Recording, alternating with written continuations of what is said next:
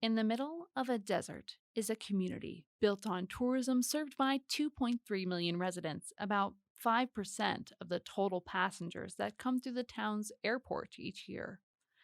Right by that airport is a 324-acre park where hundreds visit each day, but not for the same reasons they did when the park was founded in the 1960s. The community is Las Vegas. The park is Sunset. This is Public Good, a podcast about public spaces and the people you find there. I'm the host, Tashina Lascano. Today I'm taking you to the largest park in Nevada's highest populated county. We'll speak with the people who go there and learn why they depend on it. We'll also sit down with Clark County's Director of Parks and Recreation, Dan Hernandez, and ask why places like Sunset Park have a different use today than they did before. We'll see how public spaces have always been and will always be a reflection of the inhabitants. We're here at one of roughly a dozen parking lots surrounding Sunset Park, the largest park operated by Clark County, home to 70% of Nevada's population. Can't quite see the Las Vegas Strip, but we can see and hear low-flying planes as they land at the airport, just feet from the corner of the park. It's a beautiful sunny day, deep blue sky, not a cloud.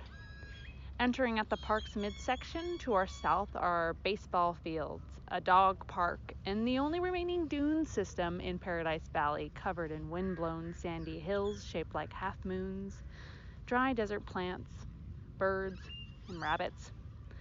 North of us are more baseball fields, frisbee golf, volleyball courts, basketball courts, pickleball courts, tennis courts, playgrounds, splash pads, picnic areas, and a pond. The pond is a reservoir for the park's irrigation and is stocked with rainbow trout and catfish by the Nevada Department of Wildlife. There's someone with a pole in the water. The rod is held on a folding camping chair. Hi, I'm sorry to bother you. My name's Tashina. I'm visiting Sunset Park for a podcast called Public Good. We talk about public spaces like this park. Oh. Would you be open to talking with me about what you're fishing for today? Rainbow trout. I got a couple right here. Oh, they're beautiful. Pretty fishy. They're going to look better on my table. Oh, they're gorgeous. They're great. They are. They're pretty fish. I like catching them. I come here all the time. I've been a resident of Las Vegas for 40 years, and as soon as I found out they put trout in here, every time that they do it around the 25th of November each year, the water temperature drops and they stock trout in here. They put 2,000 trout in here Monday. And every other week, they put 2,000 more in here until March. So you can come here and catch all kinds of fish. It's lots of fun. You can catch a buzz too. So you catch them, you take them home and eat them? Oh yeah. You cook them yourself? Yep, sure do. Lemon pepper, a little bit of garlic. As a matter of fact, I caught a couple the other day, and I actually walked into the Smith's Food King with fishing pole, all this gear, got a lemon, checked out, went home. And you say you've been coming here for years. 30. Wow. I moved here in Las Vegas when there was 260,000 people in the entire valley, to include Henderson. Now there's 2.8 million people. Where do you think you would go if they didn't have Sunset Park stocked with fish here? Well, they do it at Lorenzi Park. They do it at Floyd Lamb Park with Tule Springs. Yep. They do it out at Boulder City Park. And is there any reason why you would stop coming to visit Sunset Park? Yes. Drunk, obnoxious people that play loud music. You come to the park for serenity. That is not serenity. Okay. I don't know. I just like nature. I like being outdoors, you know. I'm 64 years old and I spend 70% of my day outdoors. So We're going to make our way up to the pickleball courts. These are brand new, just opened last year. One of the largest pickleball complexes in the U.S. with 24 regulation courts. Bright blue turf with night lighting for the evening and a full sound system. There's quite a few groups playing here today, some dressed in t-shirts and shorts, others in long sweats and warm-ups. So first of all, what's your name? My name is Matthew Navarre.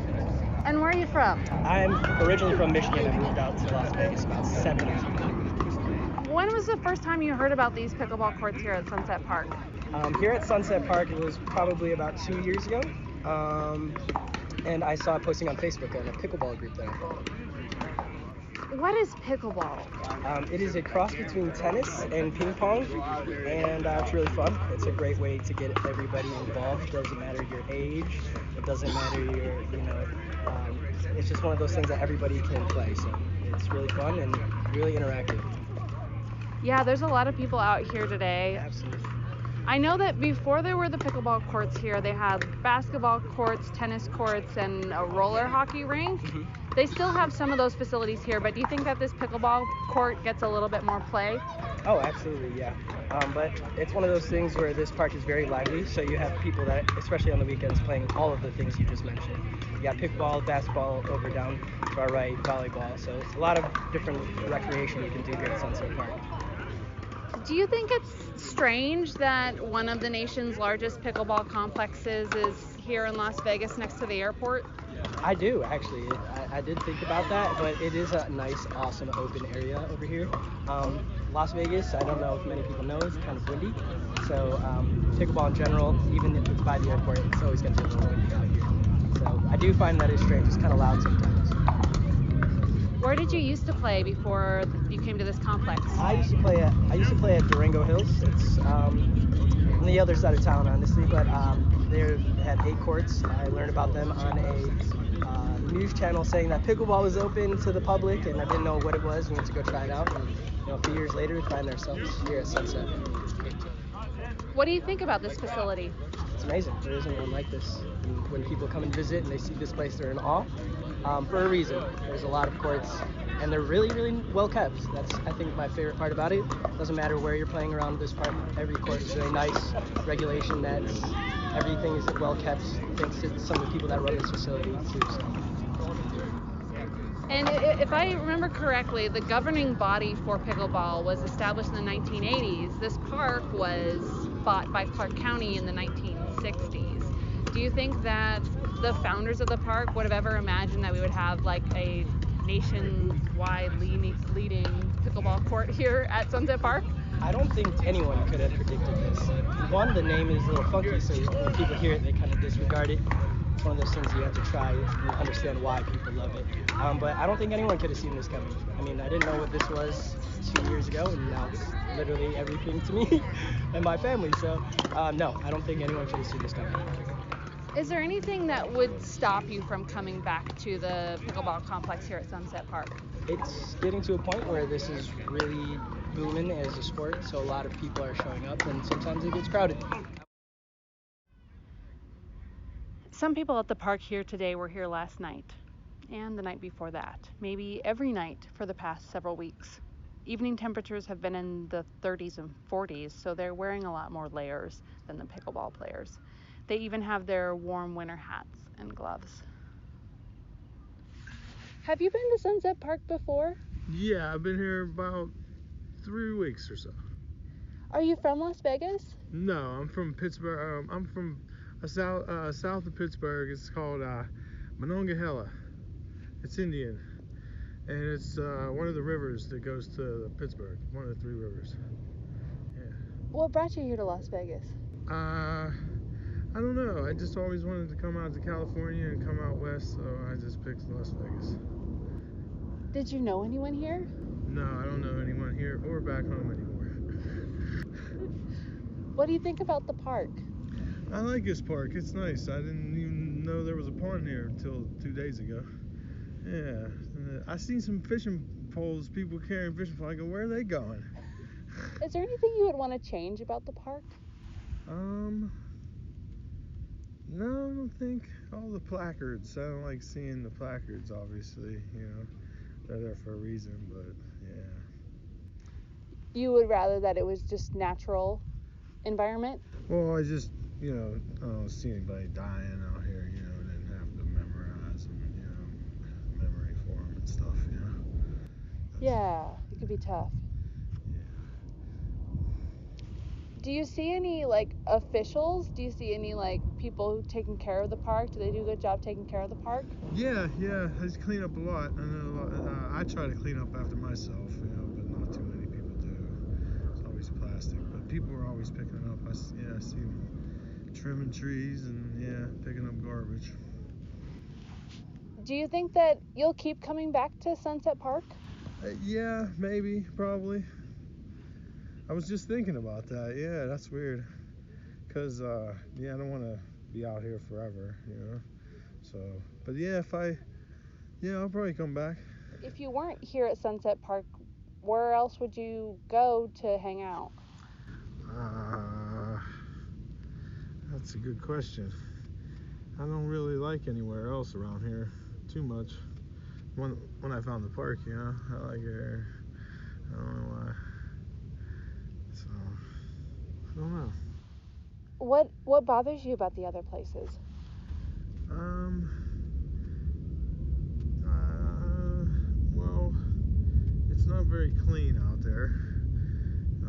You gotta watch where you lay down at, or try to lay down. It's a pretty greedy town, other than that, So, yeah. There's a lot of geese here, though. They leave a mess. Yeah, I know. I had my blanket has a little bit. I have to wash my blanket, but I'm getting another one today. I have to go. What time is it? 12:30. Oh, okay, cool. You're listening to Public Good. This is Tashina Lascano.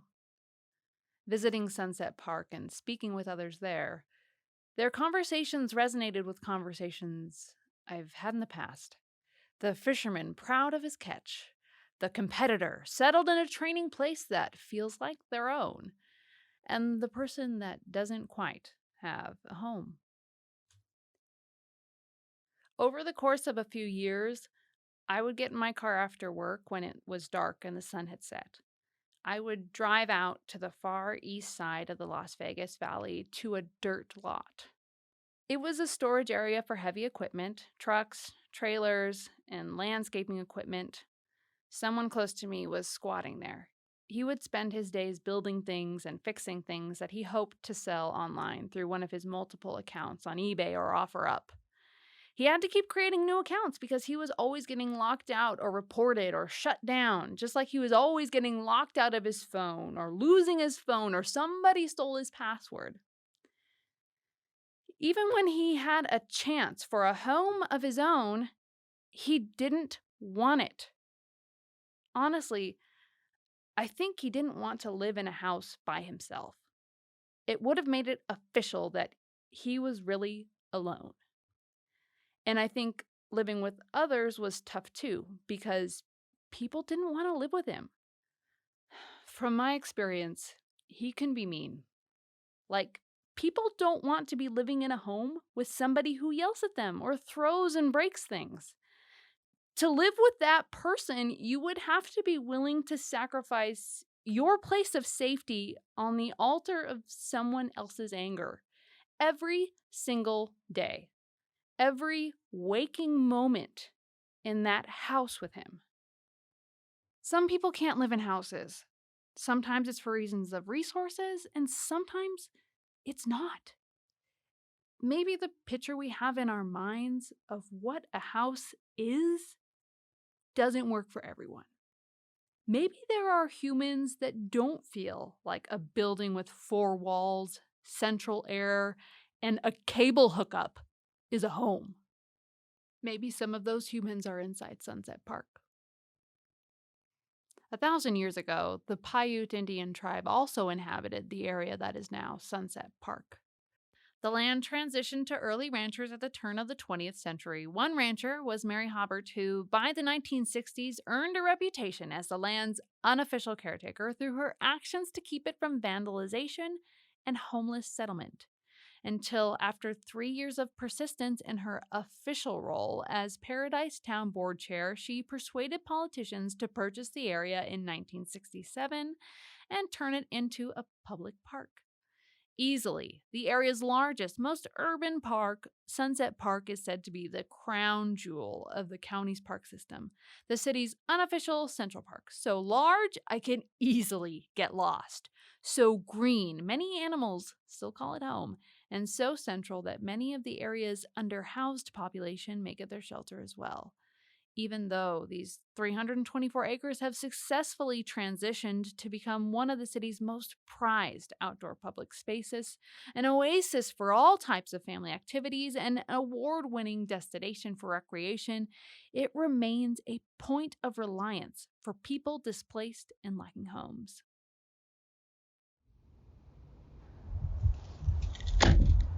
We're back at Sunset Park, which houses the Office for Clark County Parks and Recreation. It's a brown, one-story building on the northeast side. You almost wouldn't notice it from all the surrounding trees. But there's a flagpole with the U.S. flag and Nevada state flag, and a statue about shoulder height with the stone figure of a roadrunner.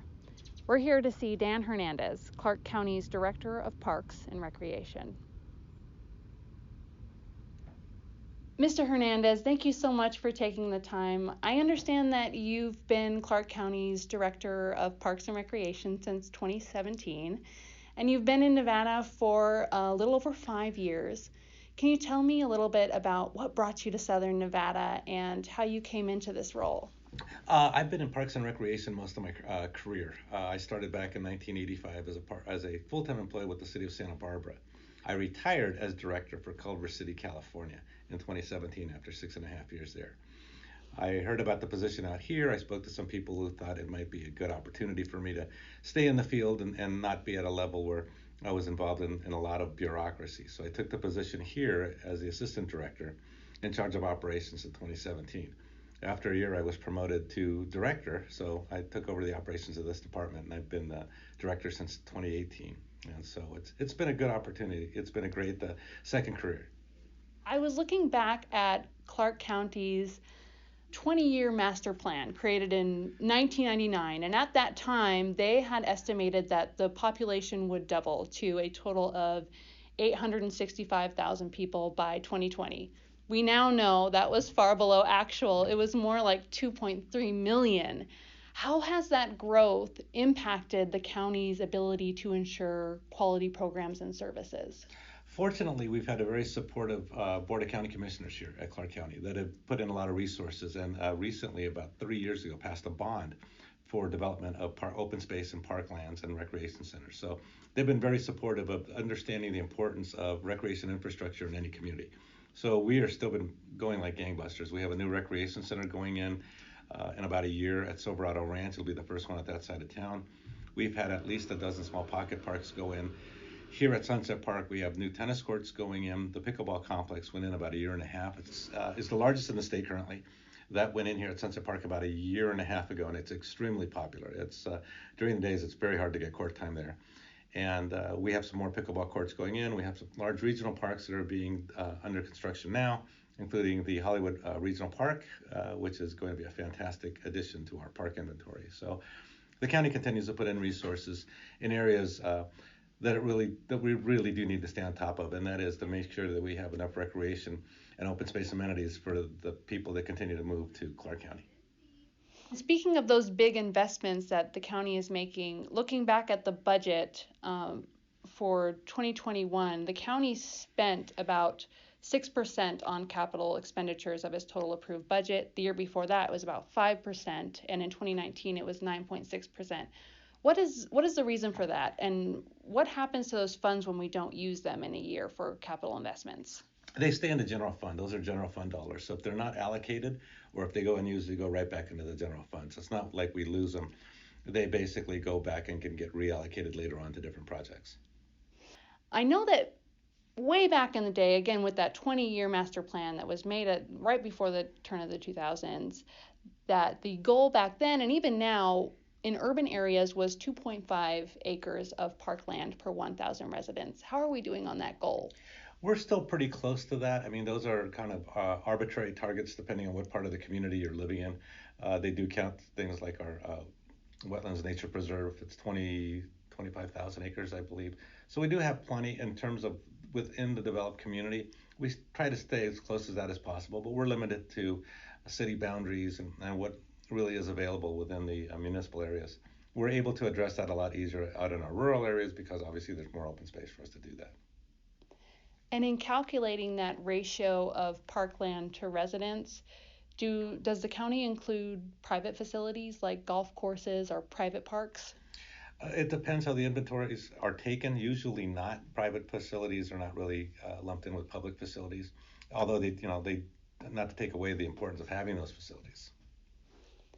Again, looking back at the budget, I saw that in 2021 we spent about $5.7 million less on parks and recreation workers in 2021 compared to 2010, yet our park facilities have increased.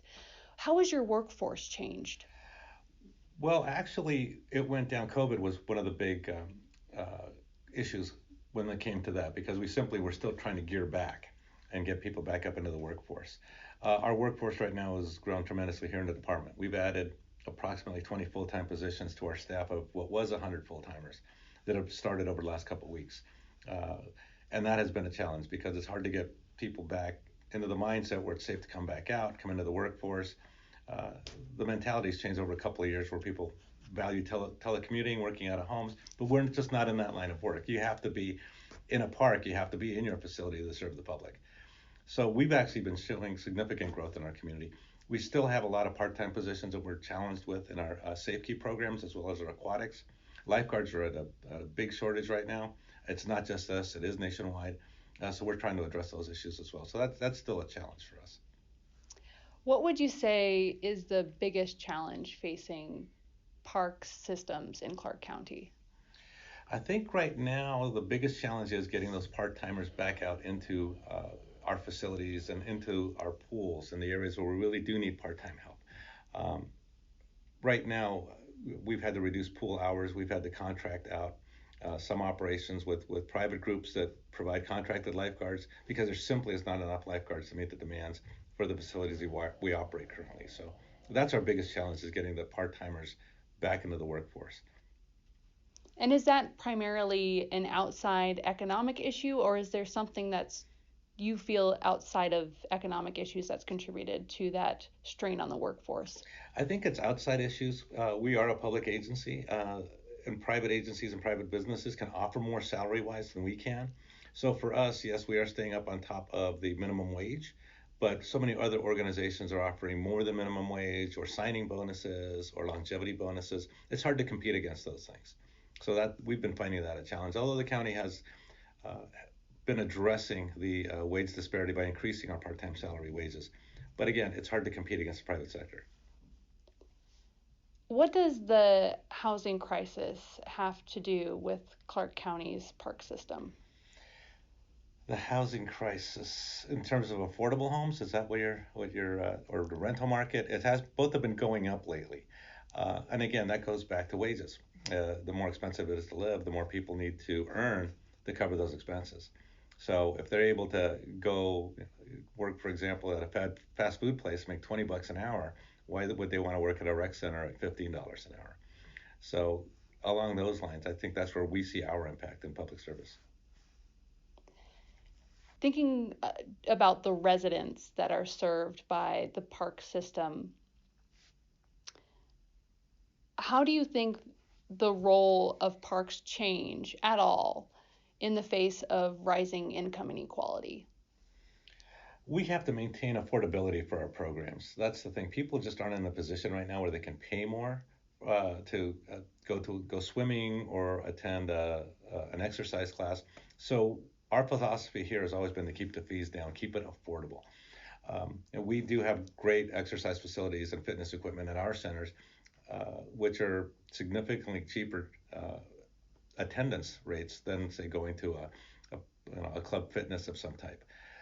So we try to address it by making sure we keep things affordable for the public as a whole. If people want to go join private clubs, that's entirely up to them, but people that are doing that typically aren't the ones that are struggling to make ends meet. And maybe to close, what is that enduring vision that stays for your team's day to day, as well as that vision that stays for maybe 50 years from now or 100 years from now? We're here to improve the lives of those that we serve in our county, from literally in our programs cradle to grave, from the Mommy and Me Learn to Swim classes to the seniors that we serve and everybody in between. Our legacy is service to our community. For my staff, their legacy, as well as some of my early stages, is the impact we make to the individuals. I mean, there are kids that I've run into in my career, 10, 20 years down the road in an entirely different city that have recognized me and pointed out the differences that I've made in their lives. And I've tried to instill that in staff, that we all do that, whether you ever see these participants again or not. Many of you will make an impact that'll last with people for their entire lives and may steer the careers they take and the life paths they make. So that's our legacy in Parks and Recreation, just make a difference as much as we can and provide those opportunities for quality recreation experiences, community experiences as much as possible. What I clearly heard from everyone we spoke with at Sunset Park was affection. From the fishermen to the pickleball players to the administrators to the underhoused, people genuinely adore the park. It's not just an occasional destination, it's an integral part of their weekly, even daily routine. Parents coaching their children through awkward encounters with the resident geese. Groups of folks playing basketball at night in the lighted courts.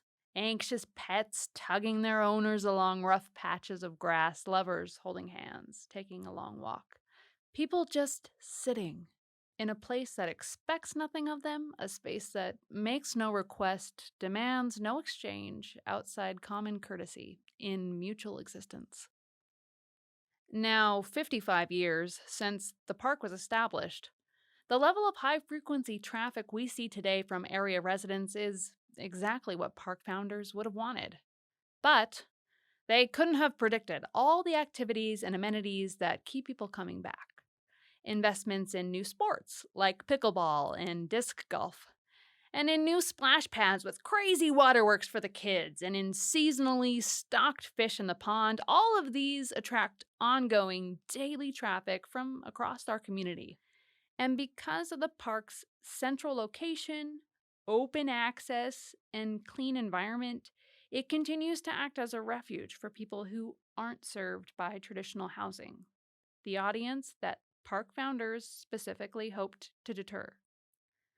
Public spaces are first created with certain natural inherent characteristics and man-made elements. Then those same spaces are filled with an endless flow of humans over several decades, and they change. Creation of the dunes inside Sunset Park began thousands of years ago. Century upon century of sand and wind. Breezes at just 10 miles an hour are enough to lift sand from the surface. Fine grains, suspended in the air and carried along to gather in slopes at the base of mesquite trees. For years, the wind continues to push the sand to the tops of its sloped piles, eventually creating a crest, which remains regardless of the tree that first helped form it.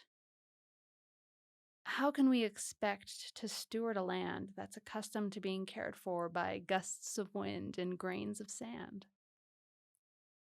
Like all of us, public spaces are some mystic concoction of nature and nurture, a living, breathing, simultaneous product of environment and product formed by design.